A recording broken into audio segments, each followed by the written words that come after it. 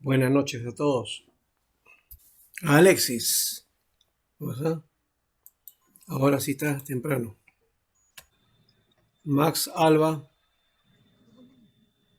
Presente, maestro. muy bien. Hemos estado hablando acerca de el éxodo, ¿no? Y de Moisés, ¿no? Éxodo, que significa la salida, y el nombre Beshemot, estos son los nombres, ¿no? Eh, es el nombre hebreo de este libro, de este segundo libro de la Torá, segundo libro del Pentateuco, ¿no? Que tiene ciertas características, ¿no? Y uno de los elementos que plantea es ese encuentro de Dios con Moisés para encargarle de una misión y sea él el liberador del pueblo de Israel. Esta es una figura que tiene que ver con la salvación, ¿no? Y con la gracia de Dios. Eh, Moisés, entonces, con el poder de Dios, manifiesta todo aquello que um, uh, digamos, hace de acuerdo a la propuesta que Dios ha trazado y Moisés está dispuesto entonces a cumplir ese propósito, de levantar entonces a ese pueblo que estaba esclavizado y que lo lleva a una tierra de promisión.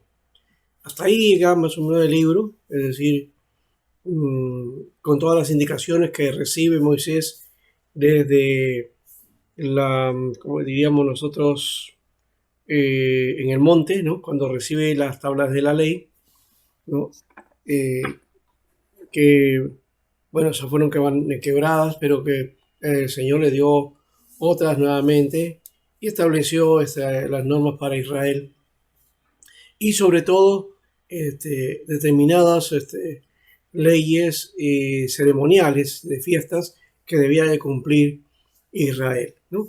Y sobre todo la construcción de el tabernáculo, ¿no? Que va a ser una figura o la prefigura del templo, ¿no?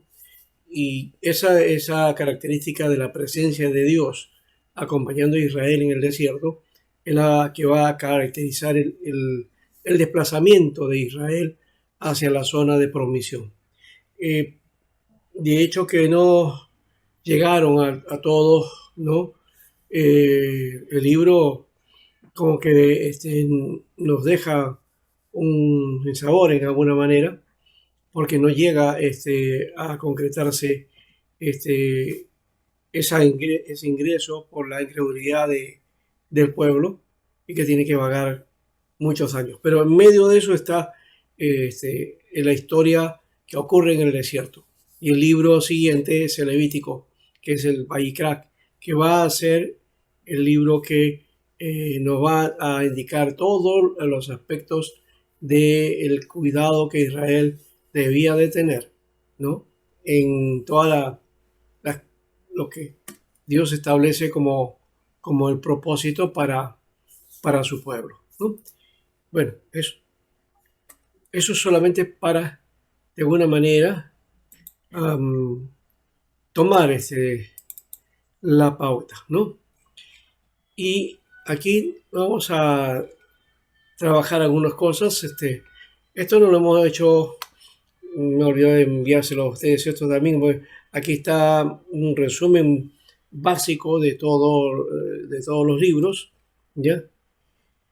Desde el Génesis, ahí está la historia primitiva, la historia de los patriarcas, el contenido temático, el libro de las generaciones o las familias, los Toledos, también la creación, ¿no?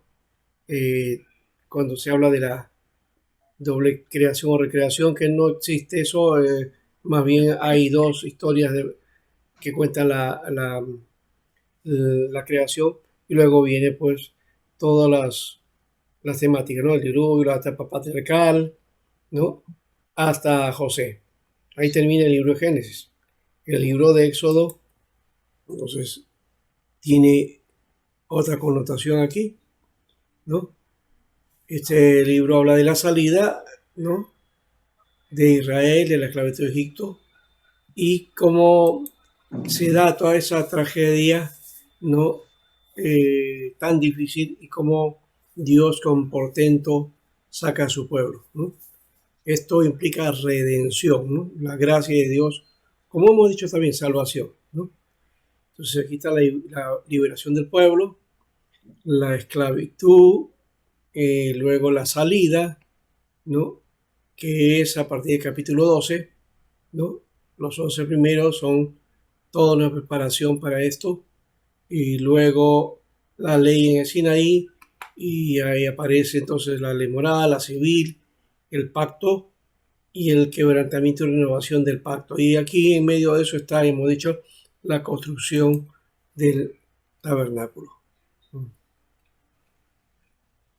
Aquí está, entonces, este es un elemento principal que no mencionamos la semana pasada, con respecto a cómo Dios establecía su pacto y una renovación de ese pacto que había hecho con Abraham, lo hace ahora con Moisés, ¿no?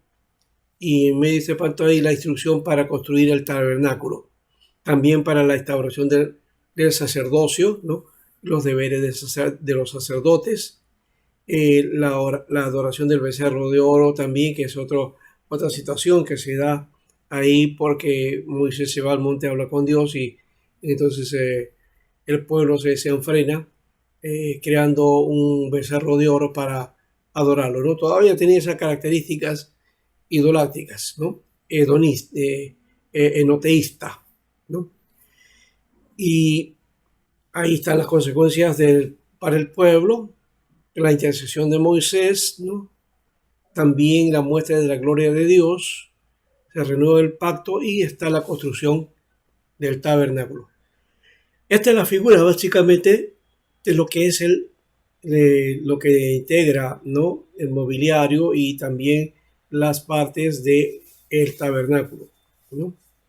El templo básicamente tiene las mismas características, ¿no? O sea, tiene todos estos elementos que son la base para la adoración, para los sacrificios y para todo lo que involucra pues el encuentro con Dios, ¿no?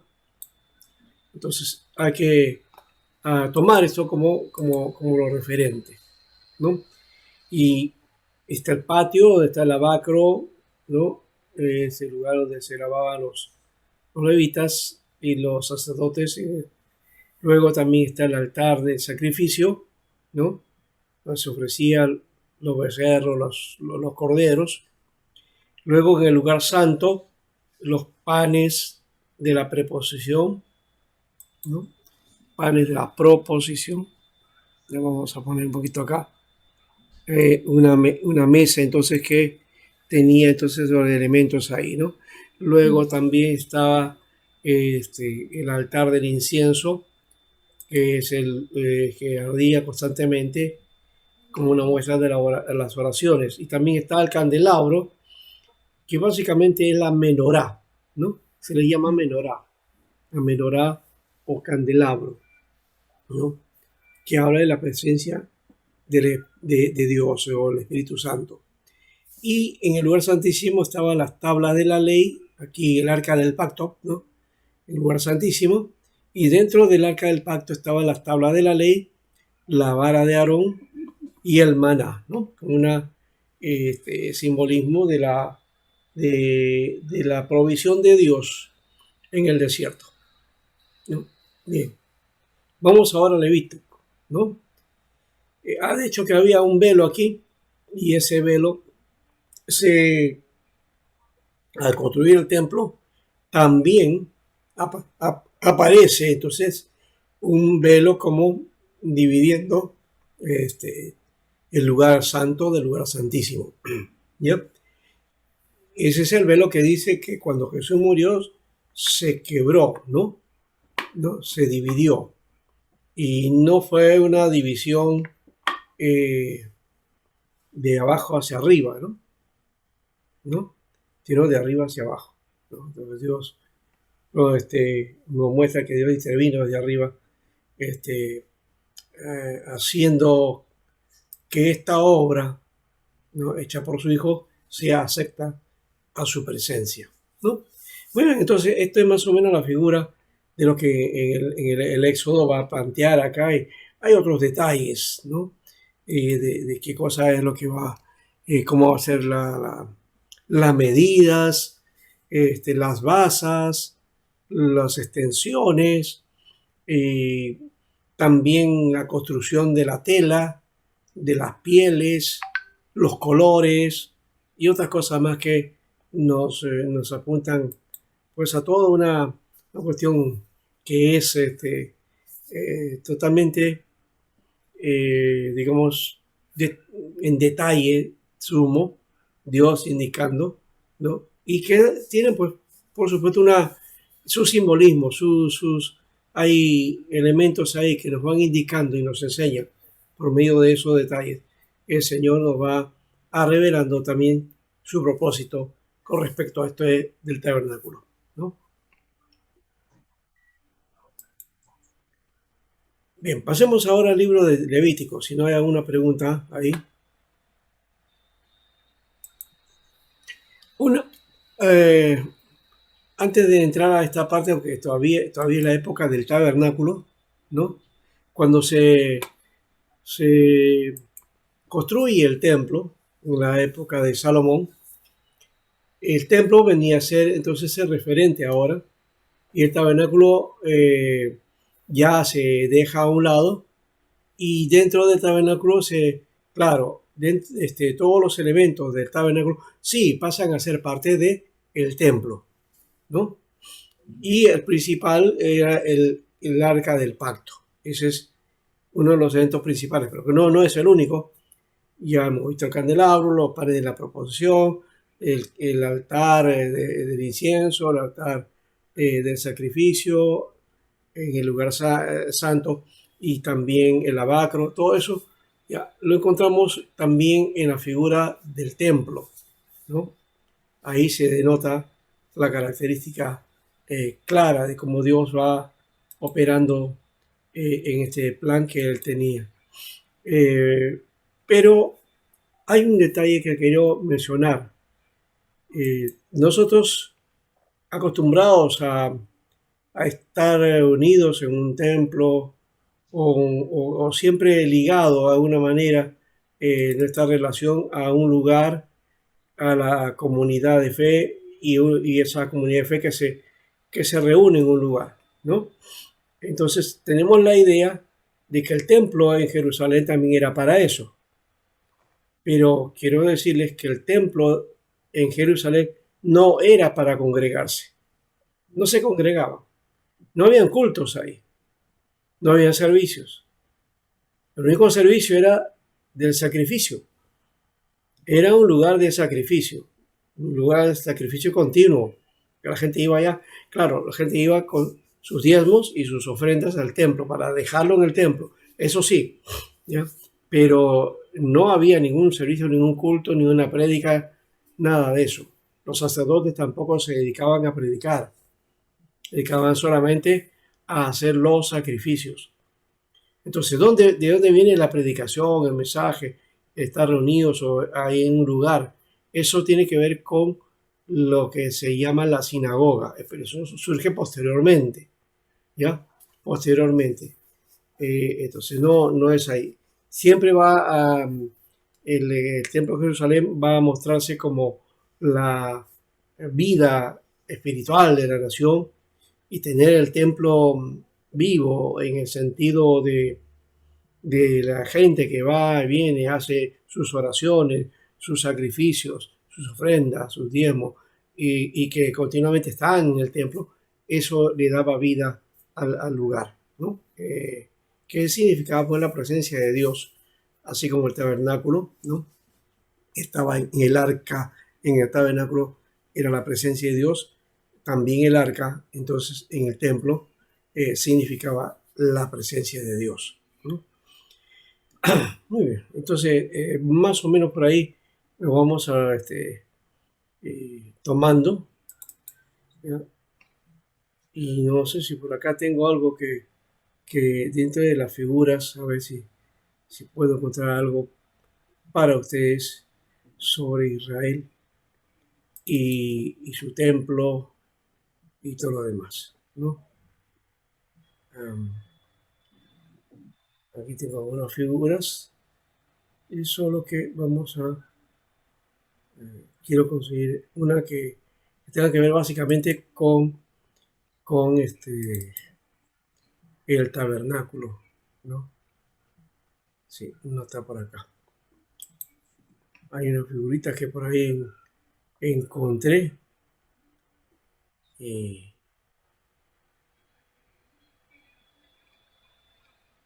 pareciera como que, bueno, cuando uno lo busca no lo encuentra. O que ya me falla la memoria. Lo dejo entrar, pero no sé dónde lo dispongo después. Pero aquí, bueno, por lo menos esto es lo que tenemos. Vamos a empezar de atrás para adelante. Ahí vamos a ver eso. Ya. Este es el muro occidental, ya, en el día de hoy, lo que se llama el cótel, Jacotel. Es el muro occidental, así se le conoce, cótel. ¿Ya? No es, en castellano se conoce como el muro de los lamentos, ¿no? Porque van todos a orar, ¿no? A ese lugar, entonces y hay mucho lloro y mucha presión, ¿no? Muy fuerte que se le llaman el muro de los lamentos por eso. Bueno, aquí está una croquis de Jerusalén y por aquí arriba está el templo. Entonces ya vamos, acá está. Este es Jerusalén, esta sí, la ciudad de hoy, donde estaba el templo, solamente que bueno, este muro que está ahí no es de la época de Jesús, es de la época de los otomanos, nos construyeron eso. Una vista desde arriba, acá están en el patio que da al muro de los lamentos. Acá está con una gran bandera de Israel. Bien. Este es el Masada, ¿no? La fortaleza donde se refugiaron un grupo de judíos, dando la última resistencia a los soldados romanos en 1970. Uh-huh.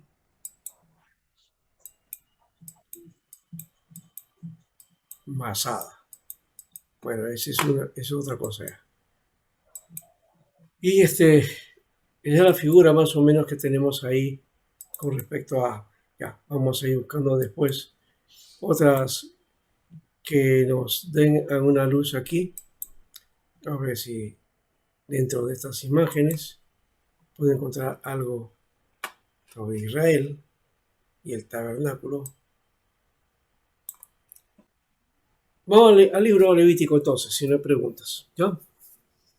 Solamente quería llenar esa partecita y darle la centralidad al tabernáculo, porque esa es la indicación como que se trabaja y se desarrolla al final del libro de Éxodo. Entonces, el nombre de Levítico es el nombre que viene de la tribu de Leví, ¿no? Ellos tomaron las funciones ceremoniales de la religión hebrea, ¿ya? Pero hay que denotar otra cosa, que aquí se trata más de los sacerdotes que de los levitas. Los sacerdotes son una cosa, los levitas son otra. Los levitas son los básicamente de la tribu de Leví, ¿no? Y los sacerdotes no necesariamente eran levitas, ¿no? Podían ser tomados de cualquier otra tribu, pero tenían que tener una línea de seguimiento familiar, ¿no? Entonces, para ser sacerdote.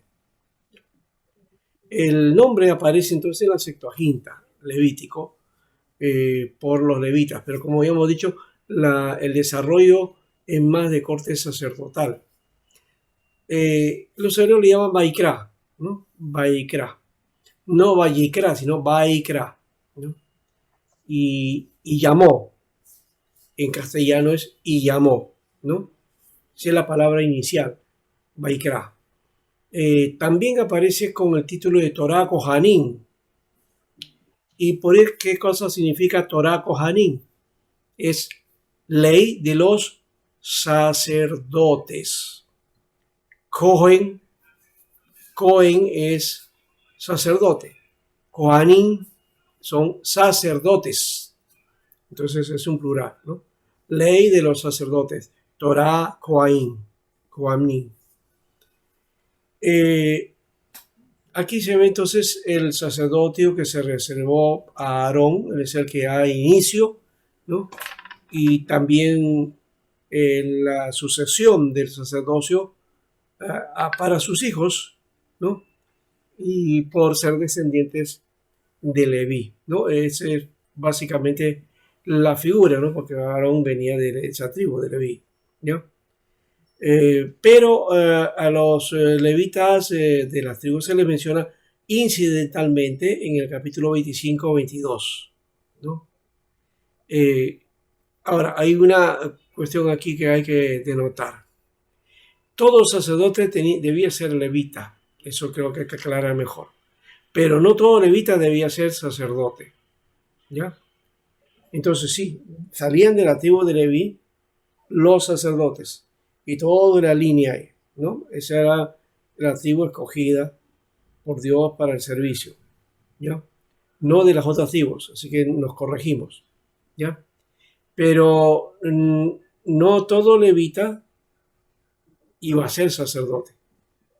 O sea que había levitas que no necesariamente iban a ser sacerdotes, ¿ya?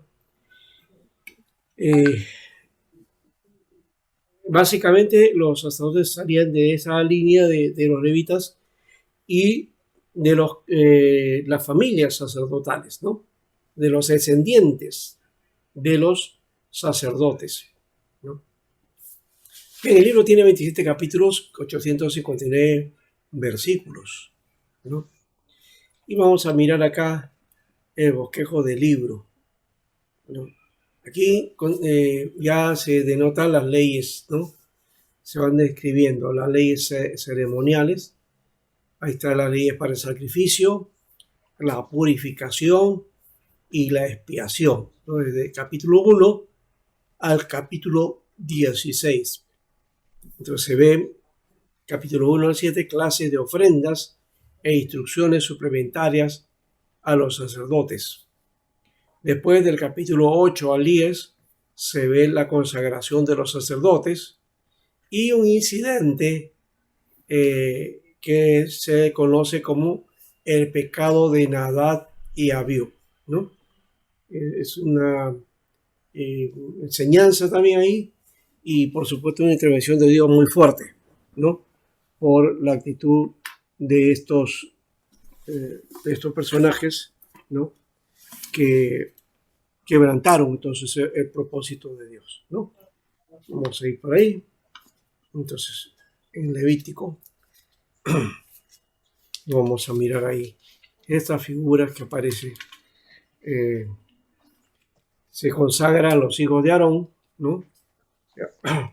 Pero aquí vemos también una limitación, ¿no? Ya. Abad y Abiú, entonces, cada uno tomaron del incienso, ¿no? Y pusieron fuego, ¿no?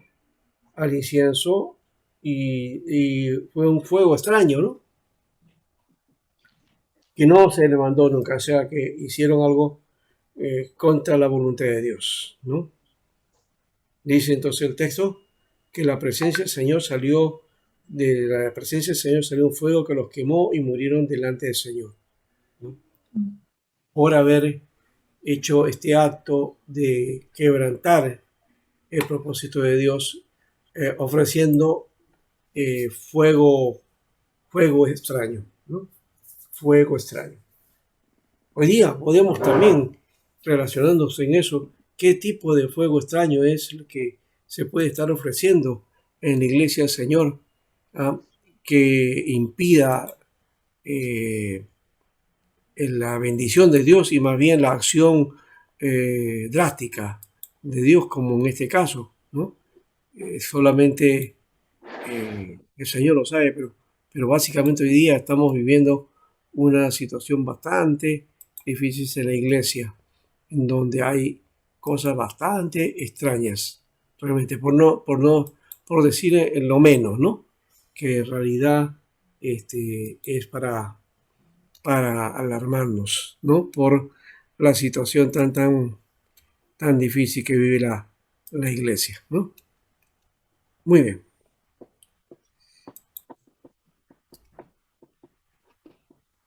Uno piensa que porque como estaban en esa época en la ley, entonces ahí Dios actuaba drásticamente. Y como ahora estamos en el tiempo de la gracia, Dios no nos va a hacer eso, ¿no? Pero cuidado, no es así. No es así. Es algo que debemos tomar en cuenta y no cometer ese error. Si ahí ellos actuaron mal, pues acá también el Señor hará lo mismo si actuamos mal, ¿no? La ley de la purificación también ahí está, ¿no? Los animales limpios, los impuros, todo eso. Y también se establece el día de la expiación, ¿no? ¿Ya? También purificación de la mujer después del parto, ¿no? Algo que tiene que ver con el saneamiento y la salud, ¿no? Leyes acerca de la lepra también, una enfermedad bastante terrible para esa época, ¿no? Y hay detalles ahí para separar al leproso, ¿no? De toda la congregación, ¿no? También están las impurezas físicas, ¿no? Dios mirando esos detalles también del cuidado de cómo debemos servirlo. Y aquí está el día de la expiación, ¿no? Que aparece en capítulo 16, ¿no? Estableciéndose como el día del sacrificio, ¿no? Bien. Entonces, aquí es el 5, por ejemplo, dice, de la congregación de los hijos de Israel, Aarón tomará 2 machos cabríos para la ofrenda de expiación y un carnero para el holocausto. Hará traer entonces el becerro para su propia expiación y lo ofrecerá para la propia reconciliación y la de sus familiares. Bien. Luego viene la otra parte, porque ahí termina esta ley de sacrificio. Ahora vienen las leyes de santidad, del capítulo 17 al 27. Es decir, en la segunda parte del libro, ¿no? Bien, antes de pasar ahí, no sé si quieren algún comentario. Sí, pastor, de lo que se refiere a los sacrificios de paz. Está del capítulo 7, del 11 al 38. ¿Ya? ¿A qué se refiere?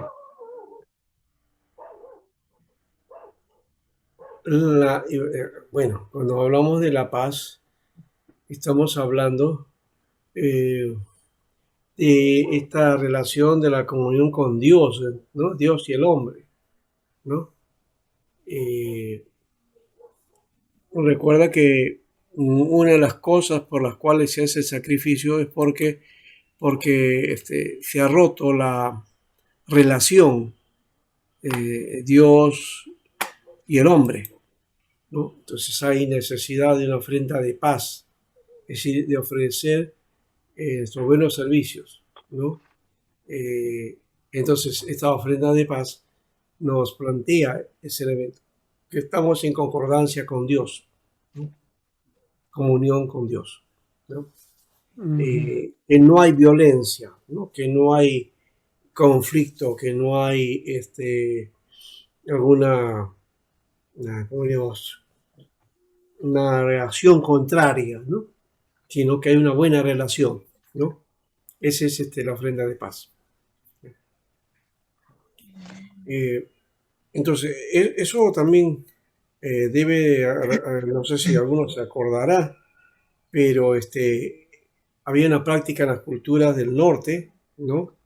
De los antiguos habitantes del norte de América, había también esa figura de que cuando estaban en lucha, llegaba un momento en que para hacer o para la guerra, entonces se ofrecían, ¿no? Ofrecían ofrendas de paz, ¿no? Sea un familiar, a un hijo o alguna forma que marcaba, ¿no? La paz entre dos pueblos o entre dos bandos o dos grupos, ¿no? Eso, esa es una característica que está en las culturas, pero que también puede presentarse y está presente en alguna manera también en la relación de Israel con su pueblo, ¿no? Entonces, esta ofrenda de paz indica eso, ¿no? Se hacen las paces, ¿no? Se Mm, calman, no solamente hay tregua, sino que ya no hay lío, ya no van a pelear, no van a seguir en pleitos y en luchas, ¿no? Entonces, eso es mm, la ofrenda de paz, ¿no? mm. Sí, sí, sí. Más claro es así como dijo, hacer las paces. Eso es más claro. Ujú. Sí, claro, que Dios y el hombre, ¿no? Dios es el que se acerca y el hombre es el que tiene que venir a él, ¿no? Entonces, Mm, por eso está esa ofrenda de paz, de gratitud, del obrar de Dios. En gratitud, pues se ofrece también, entonces, esta ofrenda, ¿no? Y hay varias acá, ¿no? La ofrenda para el holocausto, para el de paz, la ofrenda por el pecado, la ofrenda por la expiación, ¿no? Esas son las ofrendas que aparecen en este libro, ¿no? En la primera parte, ¿no es cierto? Las clases de ofrenda e instrucciones simplemente de acá, desde el 1 al 7, ¿no? Después ya va a venir entonces a la otra figura, ¿no? También, Pastor, y ¿ah? en cuanto a los animales de dice no comer la liebre, el conejo, pero no entiendo eso. Ellos no son animales sucios. No, para Israel sí. Cuando hablamos de animales inmundos, no necesariamente tienen que ser cochinos, o sea, o como el chanchito, ¿no? No, no es eso la figura. No es que sean sucios, no, sino Mm, que para Dios eran inmundos. O sea, aquí también hay otro elemento que no se dice mucho y que tiene que ver con el cuidado de Israel en dirección a la tierra. Están en el desierto y todas esas indicaciones que aparece en Levítico del cuidado y de la alimentación tienen que ver con el cuidado de Israel en tránsito ahí en el desierto, ¿ya? Para evitar pues pestes, no, pandemias mm, y otras enfermedades que por ahí podían venir a causa de la ingesta, ¿no? Es decir, de comer animales y estos animales, bueno, no están pues domesticados, ¿no? Entonces, por ese motivo también era el cuidado. Y había otros cuidados del asunto del por qué también, ¿no? Porque esos animales tipificaban una cierta condición, una forma o características, ¿no? Que hablaban de lo malo, ¿no? Entonces, por ese motivo es que se prohíbe esto. Y lo otro es la cuestión de saneamiento también, ¿no? De salud, ¿no? El cuidado de la salud. Entonces, por ese motivo también está ese aspecto de los animales, ¿no? Algunos lo ven solamente literalmente, ¿no? Dicen, no, la Biblia dice que no puedes comer eso, no hay que comer, ¿no? O, por ejemplo, los calamares o los mariscos, ¿no? Está prohibido en la Biblia, inclusive, ¿eh? ¿Sabían? El ¿Eh? cangrejo también, no, pastor. Claro, pues, el cangrejo, el calamar dicen que son insectos del mar, ¿no? Que son para la limpieza, dicen. Comen carroña, ellos limpian el mar, claro, pero comen suciedad, ¿no? Entonces, eso puede, puede hacer que haya pues alguna enfermedad. Entonces, por ese motivo, Dios preservando a su pueblo el aspecto de la salubridad, ¿no? Eso creo que tiene que ver. Luego ya quedó como una cuestión legal, el pueblo siguió adelante con eso y hasta ahora, ¿no?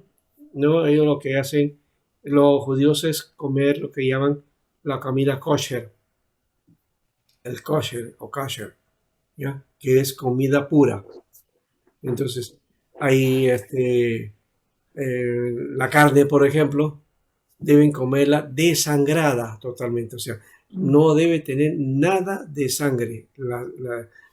Hacen una especie de sangrado, ¿no?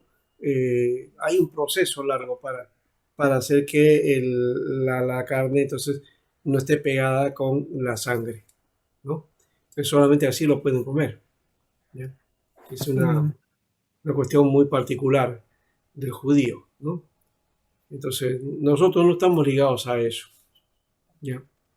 Entonces, por cuestiones ya de salud también podemos saltar en eso y decir, bueno, no como tal cosa, no como esto, no como aquello, por motivo de que no vaya a hacernos daño, ¿no?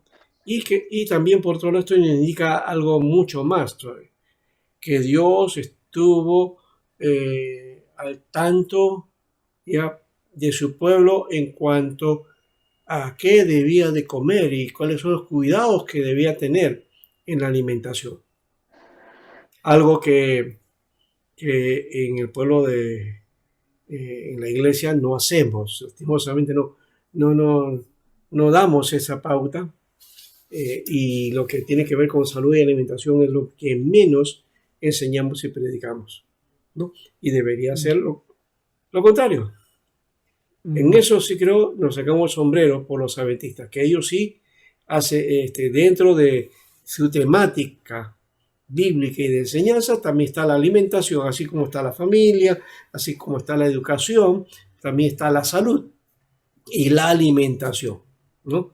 Por eso es que ellos son un poco vegetarianos, ¿no? Porque comen ciertas cosas y ligadas a lo que dice el Levítico, ¿no? Entonces, ese es su fuerte en todo caso, pero que deberíamos nosotros también practicarlo, ¿eh? No necesita ser judío ni tampoco ser adventista para eso, ¿no? Es simplemente ser un creyente que tome conciencia de que hay que cuidar el cuerpo, que darles lo necesario de los nutrientes, ¿ya? Ni poco ni mucho, ¿no? Y bueno, también en medio de lo que vivimos, el comer pues ya es una bendición, ¿no? Entonces hay que tener ese cuidado, ¿ya? Ya, Entonces, pastor, gracias. tiene que ver que las leyes entonces tienen una función práctica, ¿ya?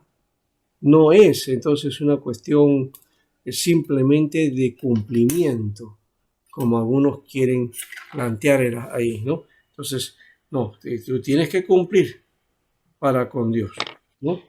Tienes que cumplir porque así lo establece. No es una cuestión de norma rígida, legalística, que hay que cumplir, ¿no? Si así era el cometido de Dios, entonces pues con cumplir ciertas normas y ser bien estrictos, pues ellos serían los primeritos en ser salvos, ¿no? Pero no es ese camino, no es el camino, ¿no? Sí, pastor. Bien, entonces ahí está entonces los sacrificios de otro tipo, del capítulo 2, 1 al 15, las ofrendas de oblación. Había para todos, inclusive la gente que era pobre, que no tenía muchos recursos, podía ofrecer también sus sacrificios, ¿no? Ahí está la flor de harina con aceite, está el incienso, y que simboliza la dedicación de los frutos del campo a Dios, ¿no? Capítulo 2, del 1 al 15. También la ofrenda de libación, capítulo 23 al 37. Se derrama el vino, el aceite, el agua, ¿no? O cualquier otro líquido, ¿no? Y esta era la manera más difícil de analizar. No solo se hace solo, sino que era parte de una ofrenda quemada o una ofrenda de paz u otra. Su significado era idéntico a la ofrenda que la acompañaba, ¿no? Entonces se adaptaba a las circunstancias de las ofrendas y de los sacrificios, ¿no? Eh, Aquí también hay que ver que la ofrenda de paz o la ofrenda del todo quemado, entonces la ofrenda de libación iba acompañándola, ¿no? Para propósitos de su cumplimiento, ¿no? Y también está aquí las leyes de pureza e impureza, De las leyes de la ¿no? pureza, la limpieza, Ah, ¿y esto por se qué hace, mantuvieron en Israel. hace una vez más la diferencia? Dice la mujer cuando da luz eh, va a ser inmunda los primeros 7 días cuando da un varoncito y si da a luz a una mujercita al doble, ¿no? 14 días.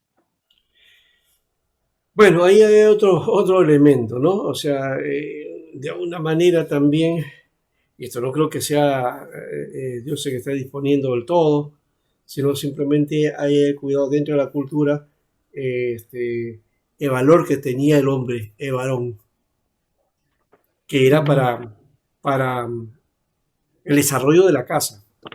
Nació un varoncito, entonces era mano de obra, ¿no? Para, para provisión de la casa. En cambio, la mujer no producía, ¿no? Entonces, ese era su lugar, lastimosamente así se daba. La mujer no tenía mucha educación, formación, se dedicaba solamente a las cosas y quehaceres de la casa, que vienen a ser la cocina, ¿no? Y al cuidado, digamos, si se quiere, de los bienes o de las cosas del hogar, ¿no? Ese era su lugar. mm, Entonces, por ese motivo, eh, hay ciertas limitaciones que la mujer tiene. ¿Ya? Es una figura de corte patriarcal, pues, ¿no? Hay que tener también ese cuidado, ¿no? No, no es la figura que tenemos hoy día, donde la mujer participa, sale adelante, inclusive sola, entonces se puede hacer en la vida ella, ¿no? Ya la relación, se creía que la mujer entonces tenía que estar casada con un varón, el cual le daba el apellido y las consideraciones sociales. Si no tenía eso, entonces la mujer estaba desprotegida, ¿no? Ese es otro elemento. Y por eso aparece también otras figuras que tienen que ver con su propio cuerpo, ¿no? Las emanaciones que tiene, ¿no? Entonces, cuando habla de la impureza en la menstruación, que tiene que ver con eh, su cuerpo, entonces se va adaptando mes a mes y va botando sangre. Entonces, la sangre, derramada era, o en este caso, era como signo de impureza, ¿no? De impureza. Entonces, por eso que la mujer tenía que hacer ese cuidado y también apartarse y indicar a la Biblia también ahí que el hombre no puede acercarse a una mujer impura o en su estado ahí, ¿no? ni En ese tocarla, aspecto. pues. Ah, Mm. No, ni tocarla, era prohibido tocarla. claro, claro, todos Mm. esos detalles eran muy estrictos en cuanto a eso, ¿no? Entonces, claro, que pasaba ese periodo, ya entonces para los días tomar y entonces se aprovechaba el tiempo perdido, ¿no? Esa era una costumbre ahí, La, donde el varón, como digo, era la voz cantante, ¿no?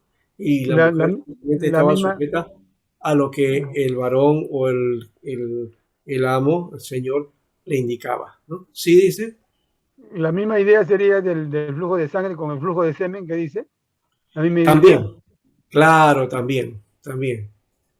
¿Ya? Mm, Solo que ese ve tiene que ver con fruto, ¿no? De ahí viene por eso la palabra semen, semilla, pues, ¿no? ¿No? mm. Ya, muy bien. Ese es otro. Bien, y las fiestas religiosas ahora, ¿no? Ya hablando de estos detalles que hemos mencionado, que básicamente estas leyes, entonces, que indican también un hecho, ¿no? Cómo te acercas a Dios, ¿no? ¿Ya? Entonces el que se acerca a Dios, que es parte del pueblo de Dios, está separado de todo lo que era parte de Dios, ¿no? Entonces, si la ley indicaba que el cuidado de la sangre, el cuidado de la pureza, del cuidado en las relaciones, todo eso Si se indicaba y se proponía bien, entonces, bueno, estabas en bien, ¿no? Mm. Eso creo que es una de las cosas que hay que tener ese cuidado, ¿no? Ahora, también de esa parte de pureza y impureza también entonces nos habla también de las leyes de santidad, ¿no? De apartarse de aquello que es inmundo, de aquello que es extraño a Dios, ¿no? ¿Ya? Y entonces todo el que está, es apartado para Dios debe estar separado de todo lo que lo aparte de Dios, ¿no? De todo aquello que no le permita un desarrollo. Entonces ahí en Israel se había establecido muchos elementos que ya distinguían ese aspecto, ¿no? Sobre todo los sacrificios, las formas, las actitudes, ¿no? El guardar las fiestas, en fin, habían algunos indicadores ya que se tenía que establecer y mantener, ¿no? Si no, uno estaba afuera, ¿no? Bueno, en cuanto a las fiestas religiosas, eran simbólicas. Ahí está el Pastor, Shabbat. Sí, sí, Pastor Sánchez, sí. eso de todas las leyes, las ofrendas y todas las prohibiciones que había en ese tiempo de Israel, o para el pueblo de Israel, también significaría como ahora acercarnos a la iglesia o el día que nos acercamos a la presencia, eh, algo como que iríamos limpios, ¿no? Transparentes, limpios, algo así. Eso, por ahí lo he entendido, pastor. Claro, es que ese es el elemento, ¿ya? Ese es el elemento, ¿no? Eh, lo- la diferencia entre lo santo y lo impuro, lo malo y lo bueno, ¿no? Entonces en el pueblo tenía que haber un saneamiento. Entonces estas leyes iban indicando ya una muestra de esa limpieza que el pueblo tenía que cuidar. Y de hecho ya hemos dicho también que ese aspecto de limpieza también para evitar enfermedades, Mm, para evitar las epidemias o pandemias, ¿no? Si no hay un cuidado, que es cierto, imagínate, y no guarda ciertas limitaciones, entonces te va a producir, el cuerpo también se va a afectar, ¿no? Por decirlo menos, ¿no? Entonces hay que tener ese cuidado de apartarse de aquello que te pueda contaminar o que te pueda llevar a una enfermedad, ¿no? Eso también es otro elemento que no se le denota de esa manera, curioso, pero yo veo ahí que el cuidado de Dios para con su pueblo, para preservarlo de toda situación catastrófica que pueda vivir. Imagínate, ahí se produjo una pandemia de tanta gente, hubieran mm, muerto muchos, ¿verdad? sí, ¿No? claro. Entonces hay que tener ese cuidado, ¿no? Yo creo que lo que ocurre hoy día, también hoy día tenemos que guardar ciertas normas, ¿no? Mm, Para el cuidado de que no nos contaminemos o no nos llegue esa enfermedad, ¿no? Si nos cuidamos bien, bueno, seguimos las reglas, las normas, por ahí va la cosa a caminar, y si por ahí en algún momento uno se cuenta que va a ser una cosa ya por ahí de aquello que se escapa la razón o la actitud de uno. Pero si tú has guardado todos los detalles, entonces estás más guardado y más seguro de que no te va a dar, o por lo menos estás avisado que la atención va a ser menor, ¿cierto? mm, Entonces, esto también tiene que ver con eso, ¿no? El cuidado, ¿no? el cuidado. Sí, el cuidado, ¿no? El Entonces, saneamiento del cuerpo. alma, mente y cuerpo sería en todo caso. Claro, Limpio. todo eso también. Sí, eso que era para el cuerpo también, entonces indica también pureza interior, ¿no? ¿Ya? Ujú. Muy bien. Ahora, decíamos en el Shabbat, capítulo 22, 8, ahí está, era el séptimo día de la semana. En realidad, el séptimo día es el único día en Israel que tenía nombre, porque todos los demás días se llamaban primero, segundo, tercero, cuarto, quinto, sexto día. El séptimo era el Shabbat, ¿no? Día de reposo. Que el día de reposo implica el descanso, ¿no?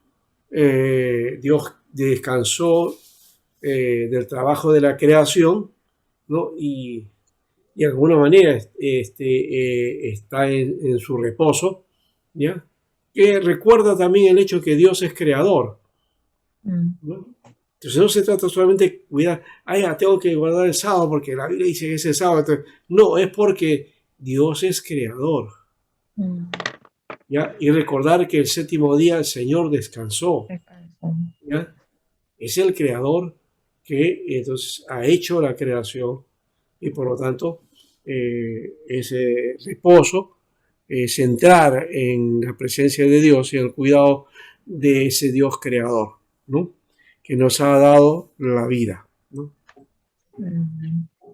Y ya no sería como esa canción, gracias a la vida, sino gracias a Dios que ha dado la vida, ¿no? Ya. Luego está entonces la Pascua, que se conoce como Pesha, el Pesha, capítulo 23, el versículo 5, el 15 de Nisan en el calendario hebreo, ¿ya? Se conmemora la salida de Egipto. La Pascua duraba 8 días, es la primera y la segunda, entre la primera y segunda noche de este periodo comprenden un relato de la salida de Egipto, una bendición usual y una comida compuesta de hierbas amargas y de pan ácimo, el ceder, ¿no? Y recordaba también a Dios como redentor. Entonces esos son elementos que están en el Pentateuco muy fuertemente, y siempre lo he mencionado también, especialmente en el Génesis, que Dios es creador, pero también es un Dios redentor, ¿no? ¿Ya? Él es el que redime, ¿no? Por eso el Peshá habla de eso, ¿no? Del cuidado de Dios, y rememorando la salida y cómo Dios de una manera milagrosa preservó a su pueblo, ¿no? Lo redimió de la esclavitud. Después está el que básicamente a mí me llama la atención esta fiesta, que es Shavuot. Shavuot es la palabra más adecuada, ¿ya? Y voy a cambiarla aquí porque no es esta de aquí, es esta de acá. Así es, Shavuot. Bueno, puede ser que la Bet es la consonante que está ahí, que se traduce como V o como la otra B también. Y bueno, se conoce a esta fiesta como el Pentecostés. Bueno, ahí sí tengo que tener mis reacciones frente a ese nombre, porque no plantea exactamente un nombre adecuado. Pentecostés. Cuidado que ese nombre es griego y que viene de la Septuaginta, ¿no? Y está muy presente en el Hecho de los Apóstoles, ¿no? El día de Pentecostés. Ya. Pero para los judíos no se llamaba día de Pentecostés. Ellos nunca le llamarían así a una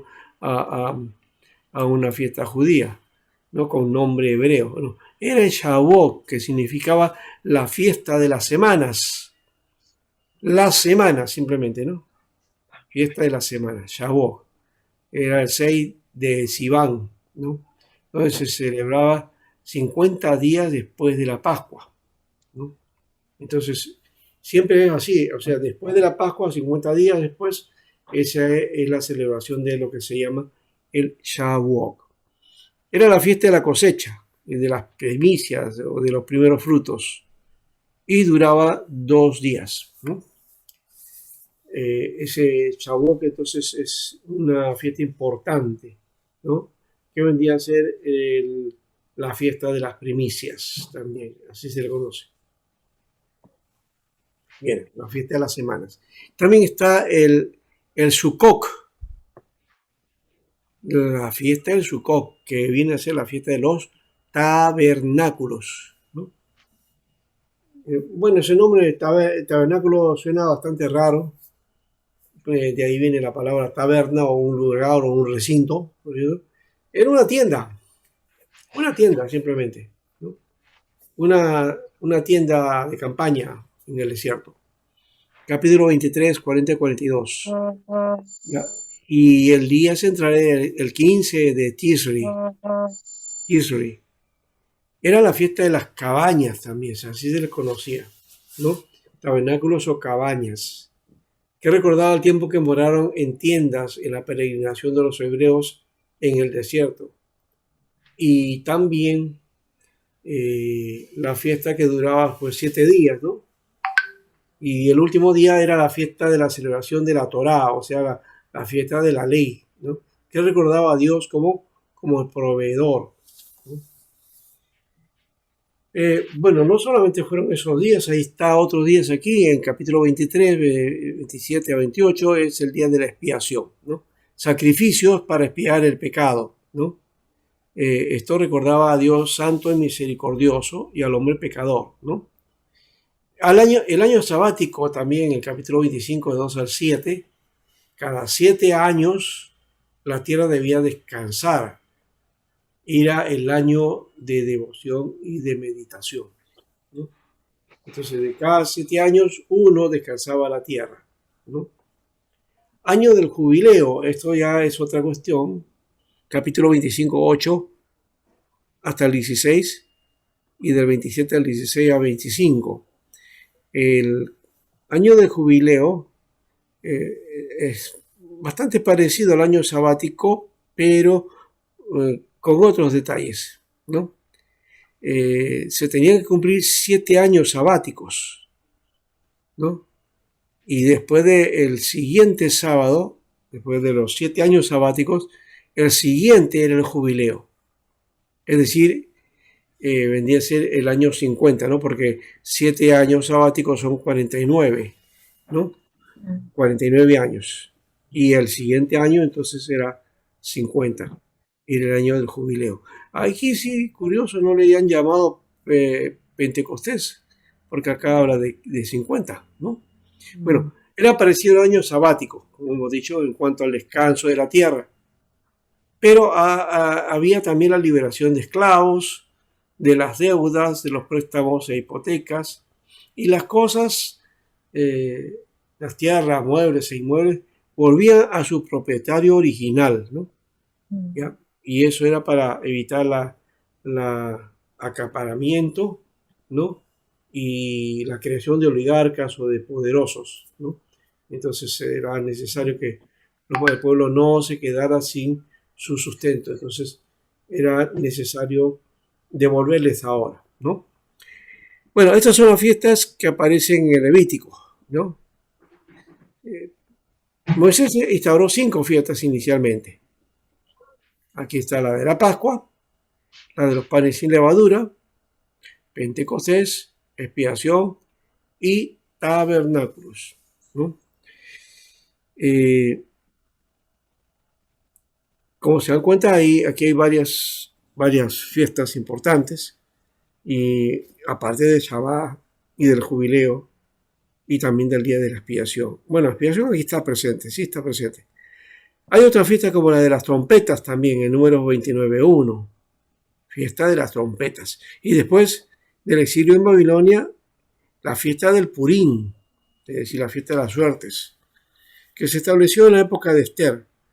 Y luego la fiesta de la dedicación o la fiesta de las luces, que se conoce como Hanukkah, ¿no?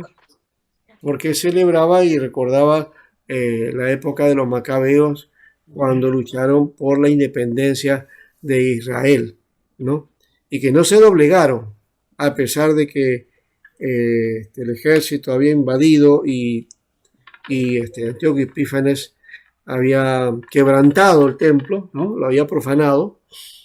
A pesar de eso, ellos lucharon para otra vez capturar el templo y volver a dedicarlo. Lo dedicaron a Dios de nuevo, ¿no? Porque Antíoco Epífanes lo había dedicado a sus dioses. A uno dicen que lo dedicó a Zeus, ¿no?